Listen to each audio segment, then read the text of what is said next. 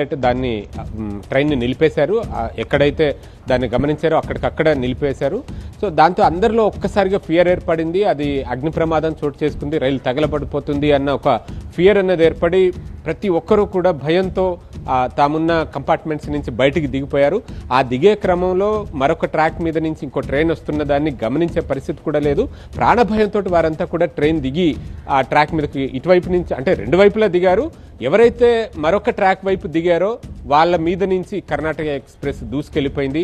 అలా దిగి ట్రాక్ మీద ఉన్న వాళ్ళు పదుల సంఖ్యలో ఉన్నారు. వారందరినీ కూడా క్రష్ చేసుకుంటూ కర్ణాటక ఎక్స్ప్రెస్ దూసుకెళ్లిపోయింది. అక్కడికక్కడే చాలా మంది ప్రాణాలు కోల్పోయారు. మరికొందరు తీవ్ర గాయాల పాలై క్రిటికల్ స్టేజ్లో ఇంజ్యూర్ అయి ఉన్నారు. ఇన్సిడెంట్ జరిగిన ప్రాంతానికి ఇప్పుడు సహాయ చర్యల్ని స్థానిక ప్రభుత్వ యంత్రాంగంతో పాటుగా ఇటు రైల్వే వైపు నుంచి కూడా సహాయ చర్యల్ని ప్రారంభించారు. సో ఇది ఇంకా ఇనీషియల్ స్టేజ్లో ఉన్న సమాచారం. పూర్తి అంకె అన్నది తెలియాల్సి ఉంది. ఎంతమంది చనిపోయారు, ఎంతమంది గాయపడ్డారు, గాయపడ్డ వారిలో ఎంతమంది పరిస్థితి ఎలా ఉంది అన్నది మరి కాసేపట్లో మనకు ఒక క్లారిటీ వచ్చింది.